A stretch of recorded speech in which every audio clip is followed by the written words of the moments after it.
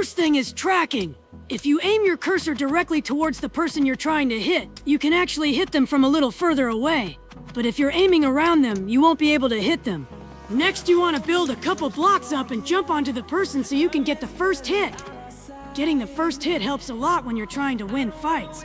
So if someone's running at you or chasing you, just build up a couple blocks, jump over them, and get behind them to start your combo.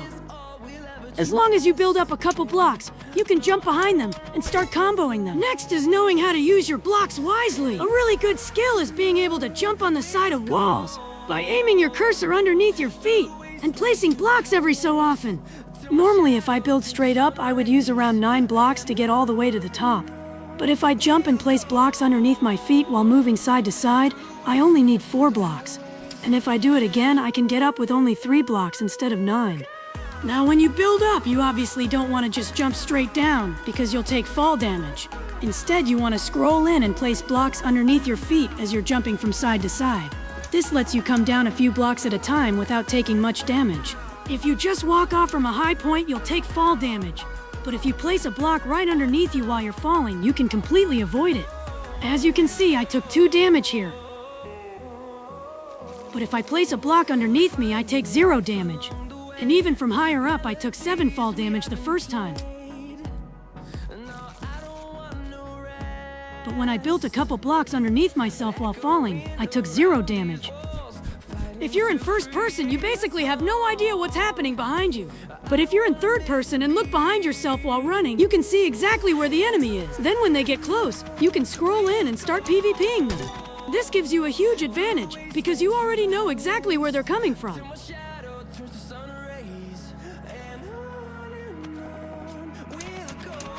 Next is kits. There really isn't a bad kit. It's mostly about how you use it. And the best way to use Trixie is to look up and get behind your opponent. Once they figure out where you are, you can teleport back up and get behind them again. Even against a moving player, Trixie can easily get you behind them. Every time I hit someone, it takes 3 seconds off my Trixie ability. That's why I don't use it as a normal dash. I wait until I'm actually fighting someone.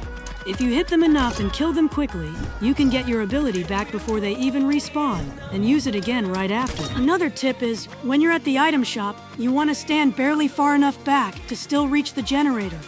This lets you collect iron while you're already at the shop, so you can get your blocks as fast as possible.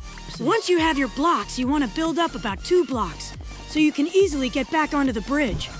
This person tried getting past me, but instead of chasing them, I went straight for their bed. It's usually better to switch beds instead of wasting time trying to run all the way back and save your own bed. And if someone breaks your bed, you can go to their public crate, and there should be 3 diamonds inside. You can save those diamonds to buy an upgrade later. Once your bed is gone, you want to control middle as quickly as possible. Make sure you collect every generator so you can get as many emeralds as possible. And if you're at another person's base, breaking their bed, you should also grab their diamonds. Just from 2 generators, you can get 6 diamonds, which is enough for a damage upgrade.